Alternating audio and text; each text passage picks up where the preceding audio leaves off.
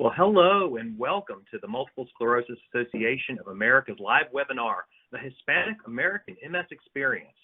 I'm Kyle Pinion, Senior Director of Education, Healthcare Relations, and Advocacy for the Multiple Sclerosis Association of America, and your host for tonight's program.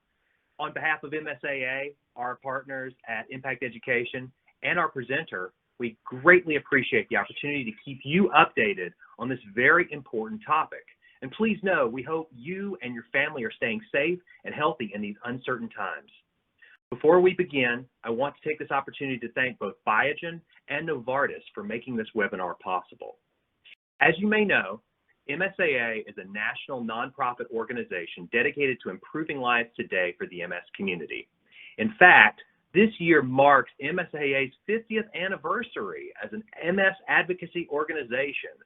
Some of our free services include a national helpline, equipment and cooling products, MRI funding, an online community, webinars, and many, many more free programs available to people living with MS all across the country. Please visit our website to experience our new COVID-19 and MS Pathfinder tool, which provides ongoing updates and resources on the coronavirus. Also, please know MSAA has expanded our helpline hours to 8 p.m. Eastern between Mondays and Thursdays. To learn more about these and all the ways MSAA improves lives today, please visit mymsaa.org or call 1-800-532-7667. For your friends and loved ones who couldn't join us tonight, this program will be archived to our website very soon. For our Q&A session, please type your questions into the chat box and we'll address them at the end of the presentation. Also, if you are having any technical issues at all, please type those concerns into the chat box as well. Finally, at the conclusion of tonight's program, you'll be asked to complete a short survey. We would be so very grateful and appreciative if you complete this survey before closing out of the meeting window.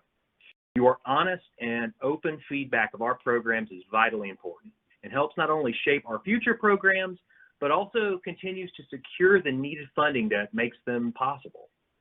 With that said, we are so pleased to have you join us for this timely conversation in which we'll discuss the following objectives. We're going to highlight the importance of studying minority populations affected by multiple sclerosis. We're going to review clinical findings in the Hispanic and Latino populations in the United States. We're going to summarize how culture can influence care, and we're going to identify questions you can ask about research and personal involvement. And to present tonight's program, I am honored to introduce Dr. Lilyana Amezcua, Associate Professor at Clinical Neurology, Program Director of the Multiple Sclerosis Fellowship, and Director of the Keck Huntington Beach Multiple Sclerosis Infusion Program at the Keck Medical School of Medicine, at the Keck School of Medicine at USC. As her title indicates, Dr. Amezcua is a multiple sclerosis specialist, having trained under the direction of USC's Dr. Leslie P. Weiner. She completed a residency in neurology and was chief resident. Her research is focused on collaborating with basic researchers in the field of immunology, employing new imaging techniques to access disease progression, as well as defining racial disparities that may exist within the multiple sclerosis population. She is very active within her community and lectures both in English and Spanish. Dr. Amezcua currently serves as co-investigator to several clinical trials within the MS department. With that said, Dr. Amezcua, the floor is now yours. Thank you, Kyle, and thank you to the MSAA and all the sponsors that made this possible. I'm really excited that we are able to now talk about race and ethnicity in multiple sclerosis. And my first slide talks about my disclosures. And I think we're going to start with a polling question. And I'll go ahead and ask this to get everybody up and going. If you could have one of these superpowers, which one would you choose? Be invisible whenever you want, superhuman strength, talk to animals, read minds, and be able to fly. So which one is your superpower? And I think Kyle is coming in quickly. Yeah, they're coming in. I know what I would choose personally, but I'm really interested to see what everyone else has to say. Well, I wouldn't pick any of the ones that were on here. I think I'd go for super speed because then I could finally get all my work done on time. I can pick a few of these, but I think I would be able to, would want to fly. And that's just because, you know, I've had dreams about flying. Well, plenty of places you can go, too. We do have an answer now, and it looks like at 40%, read minds was the popular choice. But in a close second, superhuman strength at 27%, be invisible whenever you want at 13%, be able to fly at 13%. So a few folks had your line of thinking in mind, Lilyana, and talk to animals. Very well. Thank you. That is great. Well, thank you for everyone answering. And of course, I look forward to the participation of everyone. So let's get started. Well, why don't we start with our first slide, which is basically, that is correct. MS does not know borders. And why do we say that? Well, because we see MS across the globe. However, it is not equally distributed. And so I think that's really important to know that there are differences in the prevalence and incidence, and meaning how many cases of MS are in the U.S. or in the world. We now have, estimates of the prevalence of MS in the United States to be over 700,000. But you can see here that, when we think about, per 100,000, we see differing numbers throughout the globe. We see, again, the higher numbers in the northern latitudes, meaning North America, Europe, where, we can talk about the differing risk factors, meaning is it because of low vitamin D, low sun exposure, but is it also because there is much more Europeans, whites in these regions? And then, but we do see MS in Latin America ranging between 4 to 30 per 100,000, with, those bigger estimates being around Argentina. But we'll go over different type of data now suggesting that we are seeing a bit more MS across other Latino Hispanic populations. So if we can advance to the next slide. So before we go into the details about Latino Hispanics being affected with multiple sclerosis, I do want to say something about when we talk about race, ethnicity, and now this variable that everybody drops all the time, talking about ancestry. And when we talk about race, people are trying to infer biological differences, almost like saying, what is the color of your eye? And is your color of the eye representative of some genotype? But when we talk about ethnicity, we're really trying to infer about societal differences. This refers to more of who do you identify in terms of culture, language, religion, and then we get now into the depths of ancestry, where we're now trying to determine what is the genetic variation, genotyping. And so these are all really important and will depend on what you're trying to study. And we can advance to the next slide. So here I'll give you a very nice example of how all of these different types of variables intersect. So here we have a picture of Veronica and a picture of Carlos, and both may identify differently in terms of race. One identifies themselves as white, the other one identifies themselves as black. But in terms of ethnicity, they are both Hispanic. When we take their genetic ancestry, then you find out that they are a combination, or what we call an admixture, of what there is African background, there is European, and then there's indigenous, or what we refer to Native American. These different ancestral backgrounds in proportions are going to differ depending on their origin.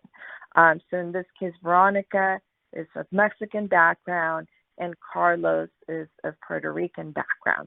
And so you can see here how these variables intersect, but they are many times used interchangeably. So if we can go on to the next one. And so why is this important? Well, first of all, we do want to better understand how the genetic admixture of this Hispanic ethnicity may contribute to MS. Why? Because we know genetics is important in MS.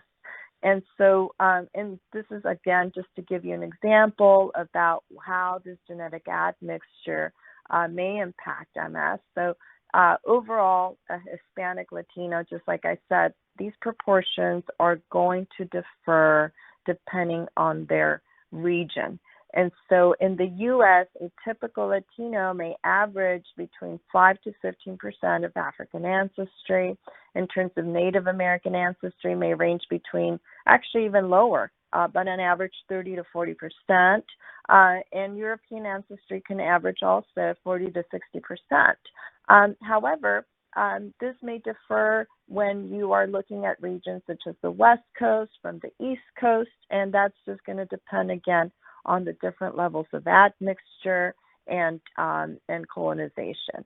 And so when we did a big study of multiple sclerosis in Hispanics, and I call it big because we were able to amount over 1,000 Hispanic Latinos with multiple sclerosis in the U.S., we were able to calculate their average genetic admixture. And what we found was that on average, African ancestry was about 9%, Native ancestry was about 20%, and European ancestry was around 72%. And these ranges, there was a big range between regions. So if one looked at a Puerto Rican, their African ancestry could be as close as 15%, versus if one looked at someone in California, their African ancestry was as low as 5%. In terms of Native ancestry, it was the opposite. You had very little in Puerto Rico, and you had very high proportions in those in California.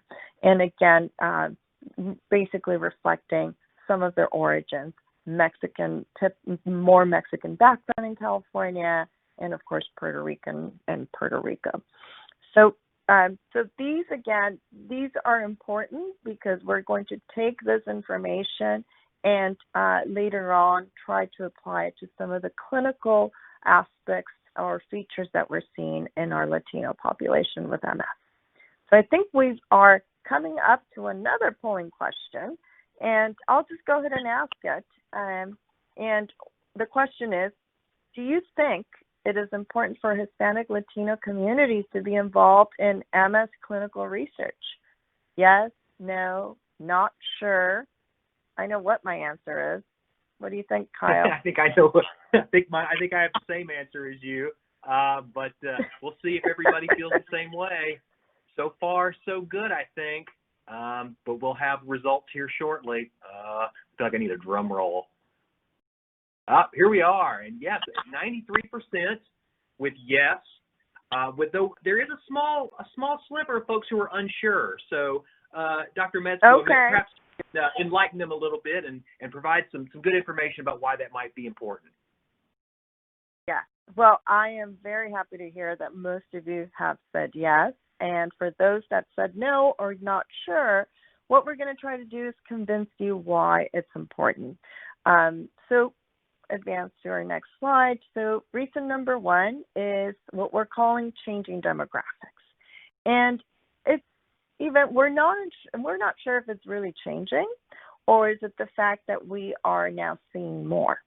And so Hispanics, although they have half the risk of MS, when we think about, how much risk they have of getting MS, we do see that the number of cases are trending up over the years. Now, this may reflect the fact that the Hispanics are now the fastest growing minority group in the U.S. I mean, we have, over 20% of the population now identifying themselves as Latino in the U.S. So it is possible that we are just going to keep on seeing more MS. But this was certainly not the fact 20 years ago. And so now that, and very few studies have been able to calculate the, sort of the incidence of the number of new cases that you're having of MS, or even just the prevalence, right, the number of cases that exist of MS in the U.S. of Latino background. Unfortunately, our newest prevalence study in the U.S. that calculated, like I said, over 700,000 cases in the U.S., they did not have anything on race and ethnicity. So, in fact, we don't really have a good estimate. But nevertheless, we expect that we will be seeing much more cases of Hispanic background. And if we go to the next slide, this is a study of Puerto Rico. And of course, many of you know Puerto Rico is an island. But what is unique about Puerto Rico is that because MS carries such a high economic burden, that the island, along with Dr. Chinea, a good colleague of mine, they were able to make a registry that basically almost like a mandate to report every MS case. So this allowed them to be able to examine the number of new cases diagnosed between 2013 and 2016. And what they were able to show that there is indeed an increased incidence between those years. So meaning we're still in the moderate range compared to very high regions like you saw in the northern latitudes and, northern European and Northern America. But nevertheless, in this island, the incidence of MS is increasing as well as the prevalence. And of course, women had higher rates than men. And the next slide. The reason number 2 is that believe it or not, we have very little knowledge of how MS affects not just Hispanic American Latinos, but also how it affects the African American Black population. And so we conducted a review, and this was almost 6 years ago, where we looked at every published article in multiple sclerosis, and we found less than 1% to be related to minority populations. And this is really, really important that we better understand how this population is affected so we can better treat them, right? So we can better understand their needs, their risk factors, and the social impact of having MS. And so for that purpose, yes, it is really important to have studies pertinent to these populations, but in order for them to happen as well, we need participation. So next slide, please. Reason number 3 is because we were able to also take a look at how MS, particularly, specific, what we call specific MS mortality, so meaning who is dying with MS and by race and ethnicity. And what we were able to find was that what we do see is that Blacks, particularly males, had the highest MS mortality before age 45. Now, I know we're talking about Hispanic Latinos, but look at the Hispanic. They're shaded by purple. They're actually with the lowest, one of the lowest mortality rates. And so we also, while we want to know about those that are mostly being affected by mortality, we also want to know those that are perhaps being protected. So what is it about the Latino and Hispanic that makes them less susceptible to MS mortality? So meaning, are there social factors that are protective, genetic factors? What is it? Because I'm going to tell you some other factors that you would think, well, maybe, they have more disability, but yet they're living longer. Next slide. So with the limited research we do have in MS, we have very specific things that we do see, however, affecting the Hispanics with multiple sclerosis. So our studies have been able to show that one of the main things that we do see is that the Hispanic Latino starts with a younger age of onset. This means that they start with multiple sclerosis much younger. And we're talking about 3 to 5 younger compared to the white population. We have seen this repeatedly in different studies. And what we also do see is that it is a much more pronounced younger age diagnosis and the first symptom, particularly for those that are born in the U.S. And again, almost even, another 5 years younger. So we're really talking about a population that starts in their early 20s with multiple sclerosis. What we also do see, is that those that are not born in the U.S. and that have longer disease duration, they have a higher risk of disability. We were able to show in some of our studies that they were almost 3 to 5 times more likely to have ambulatory disability if they were born outside of the U.S. Now, many things could impact that. It could be a problem of access to care, getting disease-modifying treatments, getting specialized care, but also even just, knowledge of what MS is. If we're talking about MS, a disease that is much, less frequent in this population, then many people are not aware that MS could be, a condition that they could be affected with. Next slide.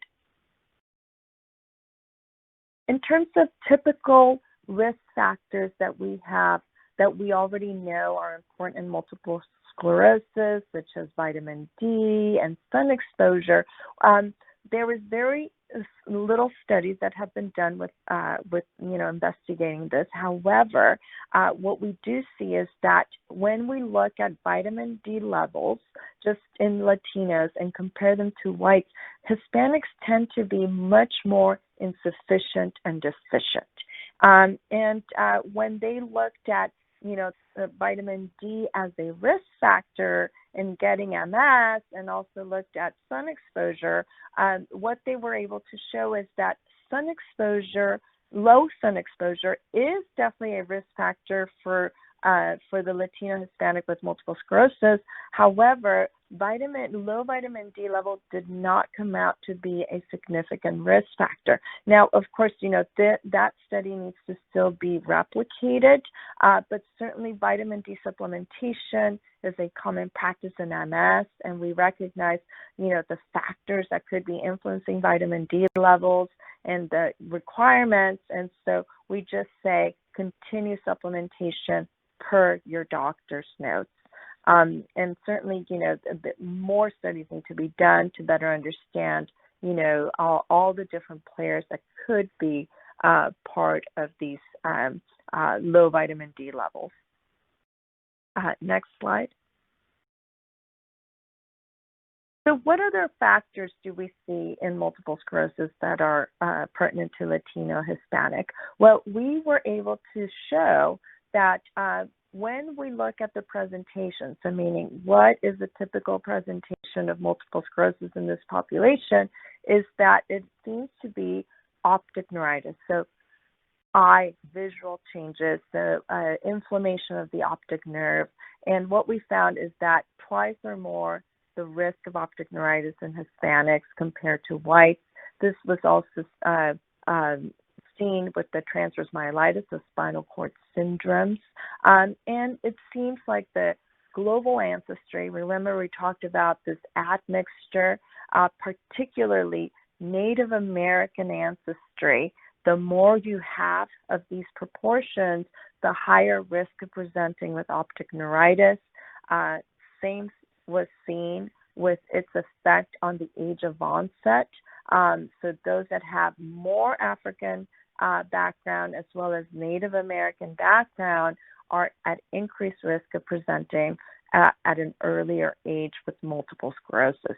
So again, this is where we're trying to apply some of the genetic diversity in ancestry and how it relates to presentation.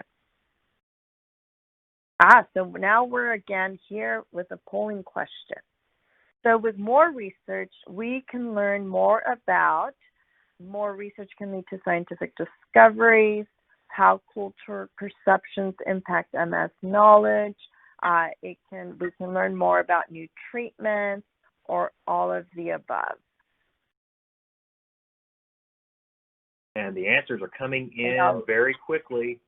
I'm already starting to see a consensus form here. Oh, yeah. It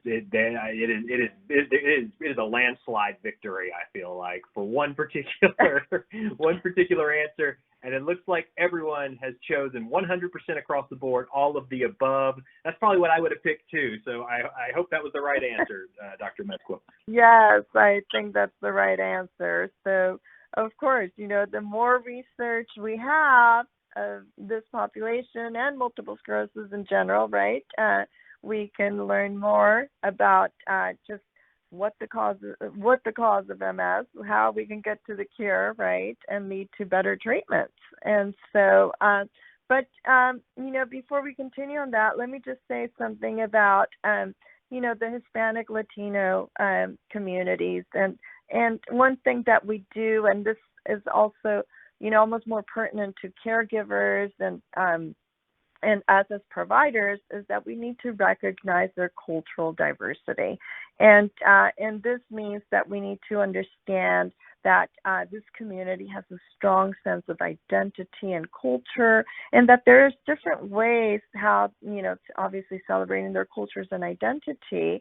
And some of these points just, reminding us of, the importance of family and when we say family, this does not mean your immediate family, right? There's this extended and even fictive kin, the compadres, and sometimes they are involved in their treatment or in the decisions they make about their health. We also have the issue of what we call hierarchismo and respect for a hierarchy. And this is more commonly seen more with the older generations, but where, maybe mom or grandmother is at the top. And so there's a high respect there. And so that gives them, the power to have a lot of influence into the medical decision making. The other one is the importance of personalismo, and that is much more an issue that we as providers need to develop. Again, the trust building has to do with mutual respect. I think that's for everyone, not just for this community. And the other one is that in many cases, and I think again, these can be applied throughout the different cultures, but particularly the Latino, there is, the issue of, spiritismo in some communities. So meaning, and this leads to the next slide where, part of their traditional health beliefs and practices may involve espiritismo or prayer, along with the prescription medications by their doctor and some additional traditional and herbal medicines. And so again, as a provider, we try to get a little bit more detail into this, and for those that do have MS, to make sure that you are talking about this with your doctor, so we can have a better understanding about the process of your healing. Next slide. And so I will tell you a little bit about what we have done with our studies. And so, and this is, sort of how does Hispanic American view MS and perhaps this place of birth impact it? And this, was a really eye-opening type of study that we did not expect. And this is basically, it was a simple study to try to better understand what is the perception of having MS in this population. And we just wanted to describe the perception of the illness. What do they see the illness as? And what we were able to find was that the perceptions of MS were different between those that were, more perhaps, born here in the U.S. versus outside of the U.S. We feel that it has to do with, those more acculturated to the U.S. way of living versus, to their country of origin. And what we found was particularly significant differences in what we call social cultural, background affecting their perception of MS. And we can go on to the next slide for you to be able to see that among the immigrants, you have 71% believing social cultural factors to be the causes of their multiple sclerosis. And so some of these social cultural factors were reported as what we call cultural perceptions of distress, or idioms where emotions, strong emotions, about 50% of them claim some sort of a strong emotion. And they were, and what was interesting about it, not just, the description of the emotions that they perceived as the cause, but it was the fact that most of them that did have this perception were less inclined to take a disease-modifying therapy. And I think that's the most important part of this study, and that we need, to better understand some of these perceptions so we can get to better tools to manage them or understand them. The next slide. And why? Well, of course, because what we want is, we want to achieve equity, right? We may not achieve equality, but we may achieve, we're trying to, minimize that disparity. And these disparities, of course, exist in many conditions, not just MS.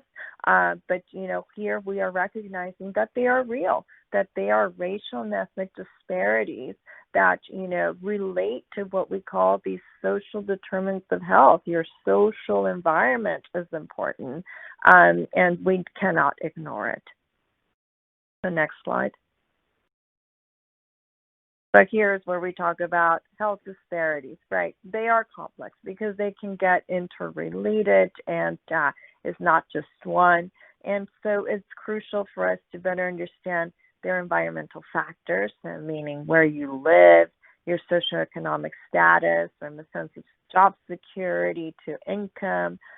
What are those lifestyle factors that are in many cases not choices?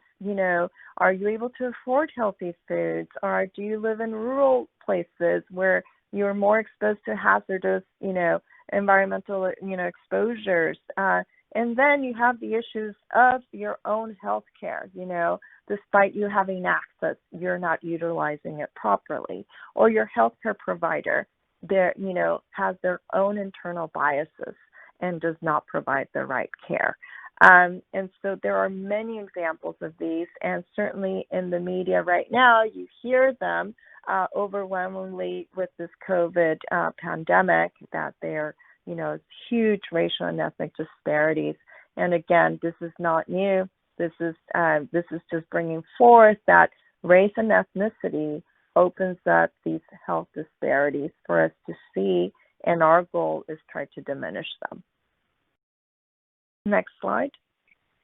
Oh, wow, we're now at another polling question. I am interested in learning more about how I can get involved in MS research. Yes, or I would like more information, or no. Kyle? All right, the answers are coming in, and so far it seems to be a clean sweep for one answer. Oh, wait, no, a twist has come in, and now we've got a little bit of a binary choice here. So I think we are done. So 85% of participants are interested in learning more about how they can get more involved in MS research, while 8% do not believe that they are interested. Really interesting. Well, it's tricky, right? So, being involved in research, and we'll start with the first slide, is that it's putting out there, your health, yourself, and your time, and we just talked about, some of the reasons that we should be involved in MS research, and particularly regarding this population, is that we have very little. And what we do know is that, most of our studies, particularly, even our clinical trials, right? So the clinical trials that brought forth all these disease-modifying treatments for MS, Hispanic participation has been less than 7%. So we're really using a drug that is meant for whites in a Hispanic or an African-American population. But nevertheless, there is a complexity with participation for minorities because of, what they've been exposed to in the past, and also, and this includes, right, so mistrust, fears, concerns, right, lack of appropriate information, and so so it's really important to try to erase those and build that trust, right, again.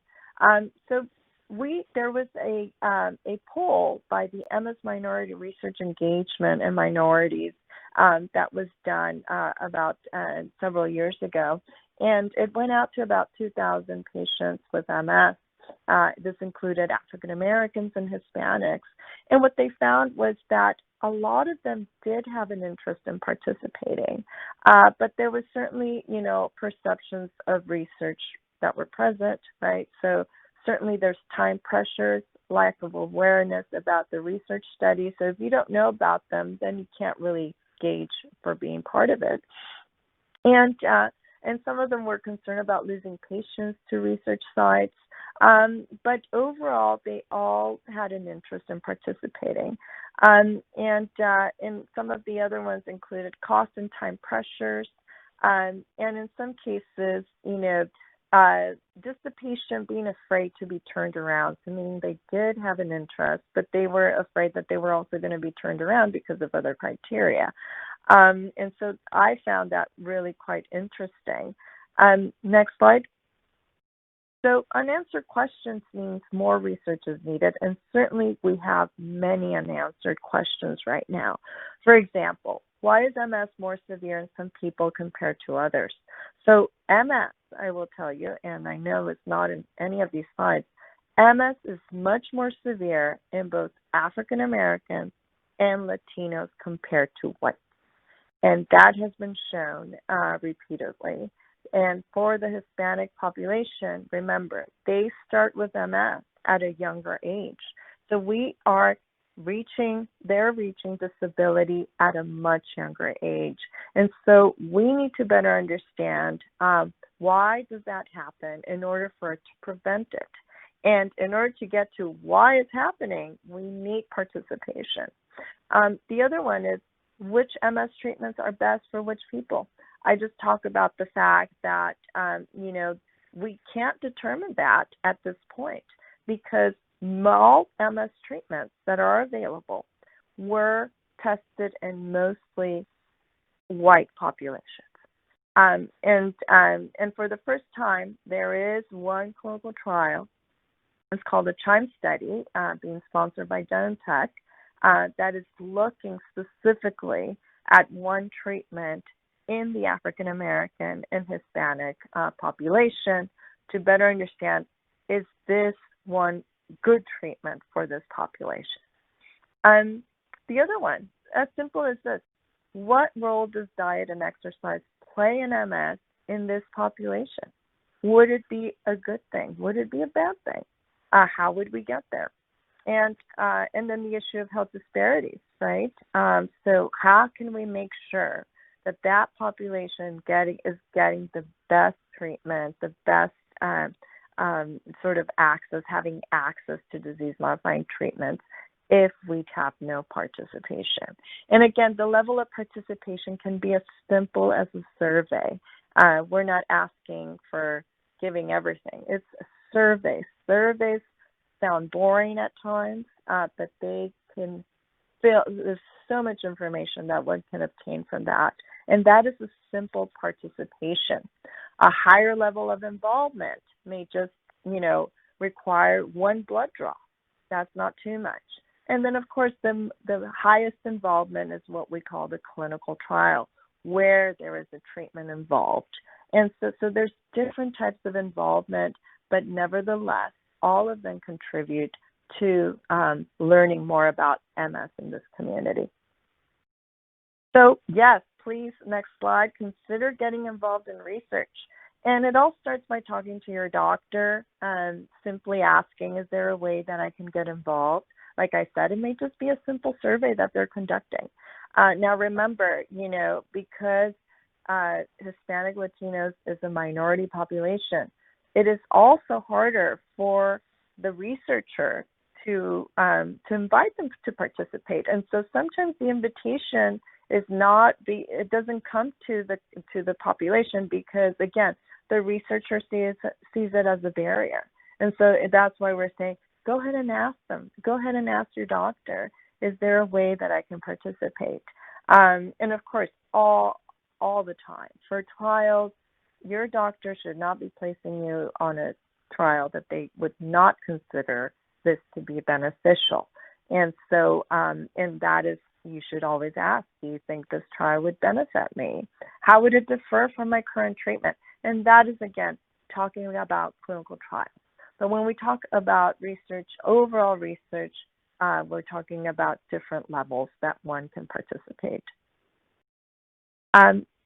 So next slide. And other questions, what is the reason for the study? Can you tell me about the treatment? What will be expected of me?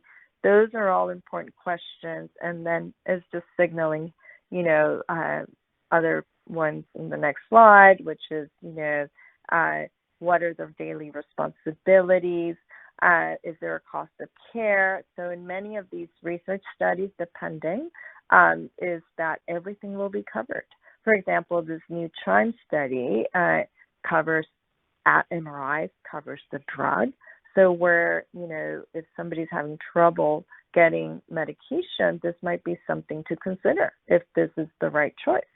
In other cases, there is compensations for their time, which is, again, an important thing at this time to consider. And again, looking and balancing those risks and benefits. And the more information you have, the better, choice you can make to feel that this is a trusted research, research trial or research program that you want to be part of. So next slide. So I will tell you about our research, and this is what we call the Alliance for Research in Hispanic MS. You can see some of our who belongs to it and some aspects of what we've done at www.arhms.org. And this came about several years ago where, again, we were just starting our studies in the Hispanic Latino community. And we at USC, we were building our registry, and my colleagues at University of Miami and in Puerto Rico and UCSF, they were also trying to better understand the Hispanic population. And what we did was unprecedented, which was basically we came together because many times researchers have, their own agendas, but we came together and we formed this alliance. So meaning we said we are better together than separate. And what we're going to try to do is better understand the Latino community from the epidemiology, environmental, genetic standpoint. So this study is really simple. It entails surveys, questionnaires, very basic examination, and a blood draw. And so other than that, other than the commitment to be 1 or 2 hours of answering a survey, it's not a lot. But I will tell you that all the data that I presented thus far has come from this alliance. And that has already changed our perspective of what the MS Hispanic community with MS looks like.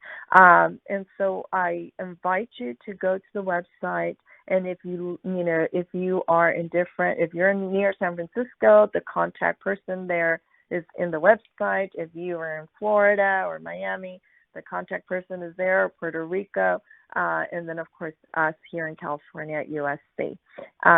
Certainly, we are looking to expand the arms through other sites across the U.S. To make sure, and again, the collection is the same.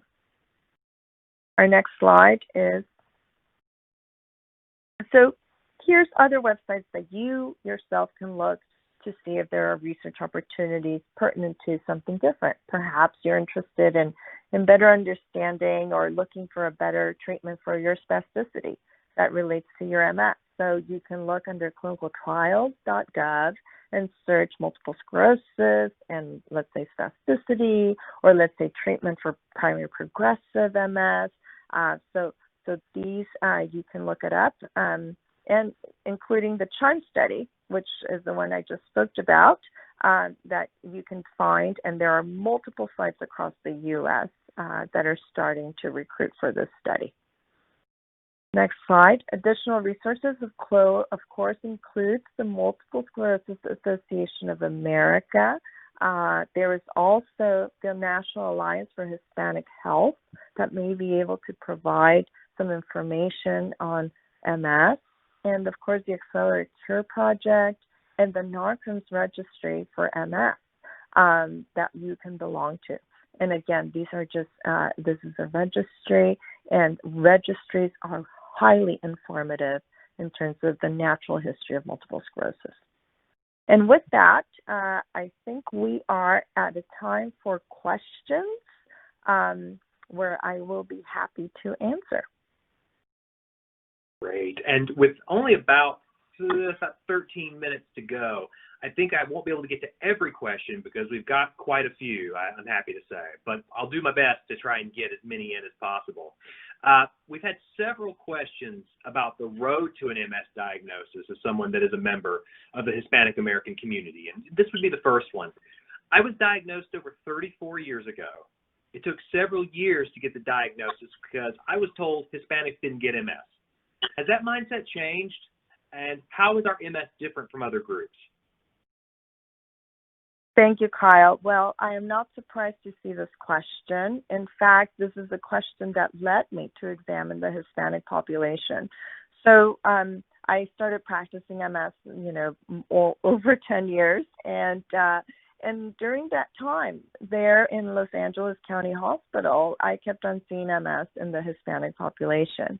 But one of the things that we were seeing is that they had seen already several doctors before they were coming to us, and there was an issue of them being diagnosed. When you would open up that MRI, it was MS, or it was MS, and they had already been told that it was not MS, and so that led me to start one of our first studies. And in fact, when we compare them to whites, we could see that on average it was taking them about 3 years to be diagnosed, compared to whites being diagnosed in those first 3 to 6 months after presentation. And so, in our more contemporary studies, we do start seeing a bigger, a smaller gap between that first symptom and diagnosis. And so, again, it's small, but I do feel that, we have started to create a lot more awareness across, the providers that MS does, in fact, is present, can be present in minority populations, such as Hispanics and African Americans. But I will tell you that, that mindset is not seen across the U.S. And again, I think we just need more research and more, programs like this to create much more awareness that, these populations are being affected with MS, and that it is important for them to consider in their differential that multiple sclerosis is a possibility. Now, how is RMS different from other groups? Is basically, I spoke to it briefly in the presentation. One is that Hispanics present with multiple sclerosis at a younger age compared to whites. Hispanics have much higher disease severity compared to whites. That means that, they are likely to be using an ambulatory device much sooner than whites. We also see a higher number of them presenting with optic neuritis. So, inflammation of the optic nerve is a very common presentation in them. And again, those are some of the most important features that we are clearly seeing. So MS and how it affects the Hispanic community, it really isn't often talked about. short of programs like this. And some of our questions this evening have to do with just understanding how much MS actually impacts the Hispanic American community on a wider basis. So this one really struck me. Could you please explain the difference, if there is one, between MS in Hispanics in the U.S. versus those living in Central America with the disease? Yeah, very good question. So when we talk about MS Hispanics in the U.S. or Latinos, we're talking about, different ethnicity backgrounds of Latino, right? We're talking about, predominantly Mexican background, Puerto Rican, to a small extent Cuban. What we have started to see in our Southern California registry is that a number of them, like the one after Mexican, is we're starting to see a number of cases coming from El Salvador and Guatemala, which is this is really talking about Central America. And so these are regions, right? So Central America with MS, very few studies do exist of the regions. One of the best studies is from Panama, looking at, sort of the number of cases of MS. I think at one point it was calculated 5 per 100,000, so very low, low prevalence. But, the absence of data in these regions does not mean absence of MS. It's just that these regions don't have the full capacity to conduct research.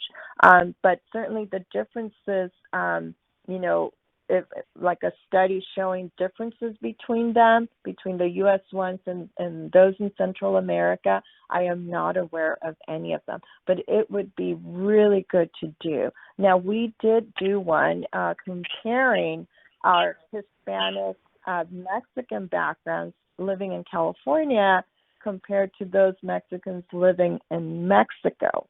And what we did find is that there were the differences were in the disease-modifying treatment. So meaning in Mexico, they had less access to disease-modifying therapies that we're used to having. So that can certainly present a problem. And we did see a little bit more progressive MS in Mexico, in the Mexicans living in Mexico, again, which may allude to issues of access to care and having accessibility to disease-modifying therapies. So some of our questions this evening ask about how we as an MS community can better support those that are experiencing MS as someone that is also part of the Hispanic American community. So in your experience, what programs are there out there that can help Hispanic people with MS? Well, I think MSAA is one of the ones. Thank you. Yes, I mean, this program and along the different ones that we have conducted in the last year, right, for African Americans and Hispanics, just talking about what is research is so important, or just simply talking about what MS is. Patient support programs are really important. And what I have found here in Southern California is that there's several ones on their own. So patients that have MS that conduct their own patient support programs. I know of one known as La Familia. The other one is Hispanic Connection, I believe. And then also, of course, we have the Minority Research Network with the Accelerated Cure Project that is also trying to support, research awareness and just overall MS awareness within these populations. We have the National MS Society, of course, also, trying to create awareness. So those are the main ones. But I think, the more we put out, that there are racial and ethnic health disparities within MS, I think we're even going to get more support. And so again, your participation is essential for us to better understand what support we need to have out there for you. Thank you. And so on that same topic, MS as we all know, really affects the whole family. And I can say that as someone who is the child of someone living with MS. So this really resonates with me. Is there anything that I should know, being the question asker, as my loved one navigates their life with MS? Well, I think, there's different things that you should know, right? MS is lifelong, right? But the person is there, right? And so I think, there is the MS and how you can be supportive. So meaning, are you taking the role of caregiver or just, a loved one, you are, in a way, at one level, a caregiver. And so the more information you have about MS, I think you can be much more supportive to that individual. But knowing also that there is a lot of positive in the horizon, right? We have over 20 disease-modifying therapies. Of course, they're mostly for relapsed and remitting MS. But there's a lot of focus in the progressive and the neurodegenerative component of multiple sclerosis. And right now, there are multiple drugs that are being looked at that concern remyelination and repair, because ultimately what we want is to restore what has been lost, right? Apart from that is that that being there, supportive, the support network needs to not only be available for our patients, but also for those that are along with the journey, going on the ride of those that are experiencing MS. And I'm not sure if that's helpful. No, that's wonderful. I'm going to ask one last question since we're really at time here, and I'm going to ask something that's a little more universal to the MS experience. Compared to white patients, how do Hispanic American patients' MRIs differ? Very good question, right? There was, so very few data exist. In fact, I only know of one paper that just came out, I think, on maybe about a month ago. And it's coming from Texas. I think the author is Perez, and he looked at Hispanics with multiple sclerosis, and he compared them. It's just a preliminary study, and he compared them to whites. And what he found was that indeed there seems to be a much more aggressive disease compared to whites.